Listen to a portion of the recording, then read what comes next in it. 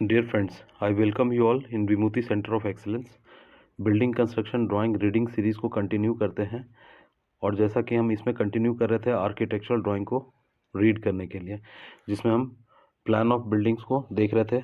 आज जो इस वीडियो में हम डिस्कस करेंगे सेक्शन ऑफ ए बिल्डिंग कि किस तरह से एक बिल्डिंग के सेक्शंस ड्राइंग को रीड की जाती है और उससे एक बहुत ही इंटरेस्टिंग वैल्यू इंजीनियरिंग के टर्म को एक्सट्रैक्ट करेंगे और उसको अंडरस्टैंड करेंगे। Friends, if you are new on this channel, I humbly request you to please subscribe my channel. Your support encourages me to create more valuable contents on this channel. तो चलिए discussion की शुरुआत करते हैं और इसमें हम बिल्डिंग के दो डिफरेंट ड्राइंग्स को रीड करेंगे।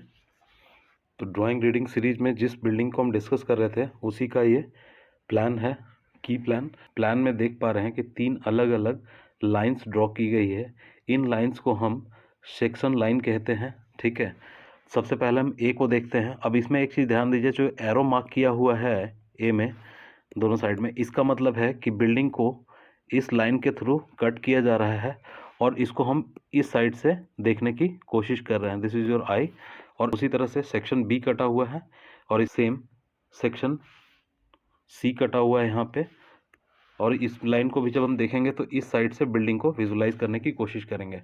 अब ये सेक्शन कटने के बाद में किस तरह से बिल्डिंग विजुलाइज होती है उस ड्राइंग को देखते हैं। तो ये बिल्डिंग के सेक्शंस काटने के बाद में ये तीन सेक्शंस दिए हुए हैं आपको। चलिए किसी भी एक सेक्शन को रीड करते हैं। फिर हम सेक्शन बी को रीड करते हैं। अब यहाँ पे देखिए क्या लिखा हुआ है। बेसमेंट का लेवल लिखा हुआ -3180, जो कि हमने प्रीवियस डिस्कशन में भी देखा था बेसमेंट फ्लोर प्लान में। अब यहाँ पे क्या लिखा हुआ है, external road level which is +00 level, right. अब यहाँ पे इस रेफरेंस में ही नीचे ये 3180 मीटर गया हुआ है। अब यहाँ पे ग्राउंड फ्लोर का लेवल कितना लिखा हुआ है, +450 mm, राइट। उसके बाद यहाँ पे लिखा हुआ फर्स्ट फ्लोर का लेवल जो लिखा हुआ, ठीक है। इस तरह से अलग अलग फ्लोर्स की लेवल मार्क की गई है। यहाँ पे कुछ इंपॉर्टेंट बात को आपको नोट करना है। जब भी यहाँ पे देखिए आप फ्लोर लेवल लिखा हुआ है, उसके साथ में यहाँ पे टर्म लिखा हुआ है FFL, इट का मतलब होता है फिनिश फ्लोर लेवल। तो जब भी यहाँ पे हम फ्लोर लेवल की बात करेंगे, it is always finished floor level. जो फ्लोर टू फ्लोर हाइट लिखी हुई है 2970, ये क्या है, basically finish floor to finish floor level लिखा हुआ है। ठीक है, अब इसके टेरेस लेवल पे चलते हैं और यहाँ पे टेरिस का जो लेवल लिखा हुआ है that is 44955 mm, all dimension in mm। तो इसका यहाँ पे टेरिस का जो लेवल मार्क किया हुआ है वहाँ पे लिखा हुआ TOS। TOS stands for top of slab. जो इस स्लैब को कास्ट करने के बाद में उसका लेवल क्या होगा वो। इस यहाँ पे एक इम्पॉर्टेंट बात नोट करने वाली है कि किसी भी बिल्डिंग की हाइट जो है टॉप ऑफ स्लैब होता है जो टेरिस लेवल का, उससे डिफाइंड होती है।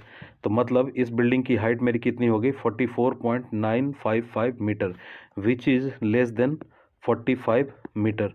अब इस 45 मीटर की कहानी मैं आगे आपसे डिस्कस करता हूँ। फ्रेंड्स, यहाँ पे आपसे एक बहुत ही इंटरेस्टिंग सा फैक्ट डिस्कस करूँगा जो कि बहुत नॉलेजेबल कंसेप्ट है कि एक बिल्डिंग के दो डिफरेंट फ्लोर के बीच की हाइट को, फिनिश फ्लोर हाइट को लिमिट करके किस तरह से वैल्यू इंजीनियरिंग की गई है, किसमें, डिज़ाइन में। ठीक है, और ये डिज़ाइन में जो वैल्यू इंजीनियरिंग की गई है with respect to your fire fighting.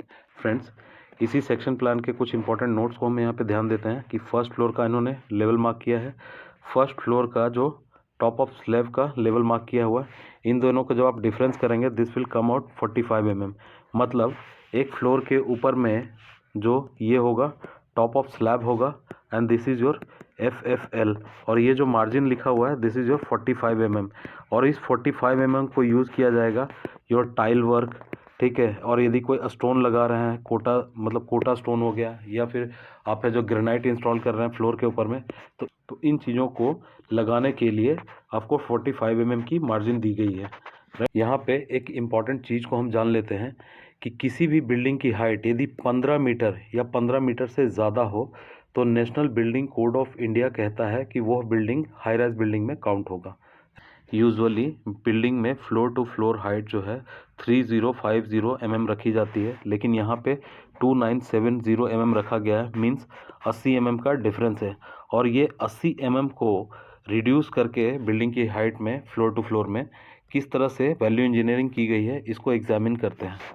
ये जो स्लाइड आपको शेयर किया है ये national building code of India से लिया गया है। अब इसमें आप रीड करने की कोशिश कीजिए। 9th नंबर हेड में यहाँ पे लिखा हुआ ऑटोमेटिक स्प्रिंकलर सिस्टम, इसका प्रोविज़न कब किया जाना चाहिए। अब यहाँ पे आपका बिल्डिंग का टाइप लिखा हुआ है अपार्टमेंट।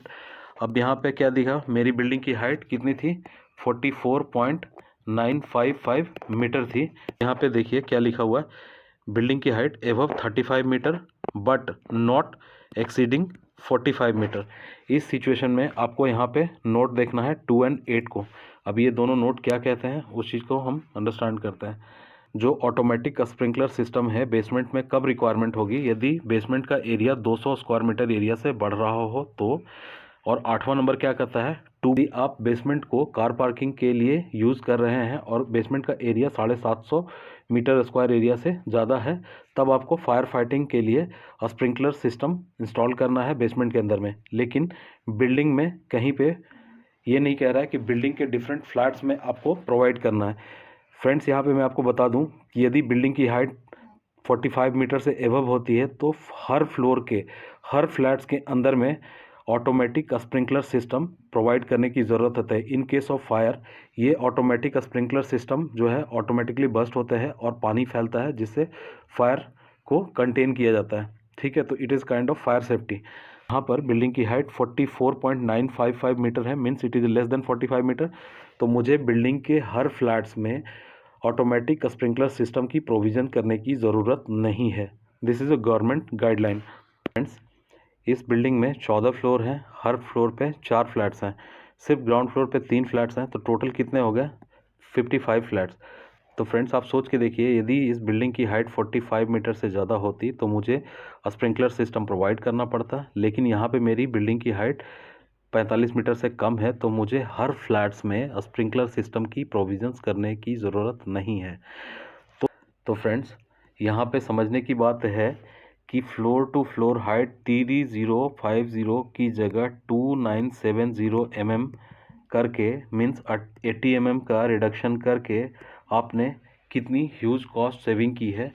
अब वो वैल्यू इंजीनियरिंग डिज़ाइन में जो की गई है in terms of first cost saving for materials for different diameter of pipes and fittings first. Second, man power की कॉस्ट सेविंग होगी, लेबर कॉस्ट, इंस्टॉलेशन कॉस्ट।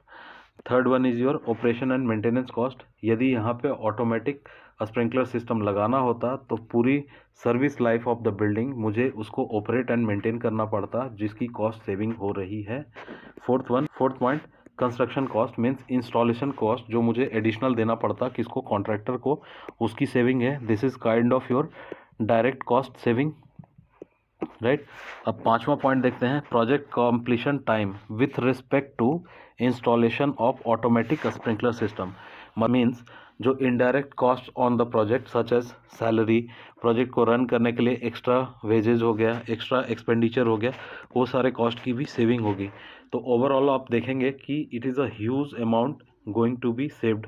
तो फ्रेंड्स, कभी आपको अपने प्रोफेशनल करियर में इस तरह से काम करने का मौका मिले तो इस तरह से छोटी छोटी चीज़ों से आप कितनी वैल्यू इंजीनियरिंग कर सकते हैं and you can save a lot of cost to the project. Friends, आज के सेशन में इतना तक ही डिस्कशन को रखते हैं।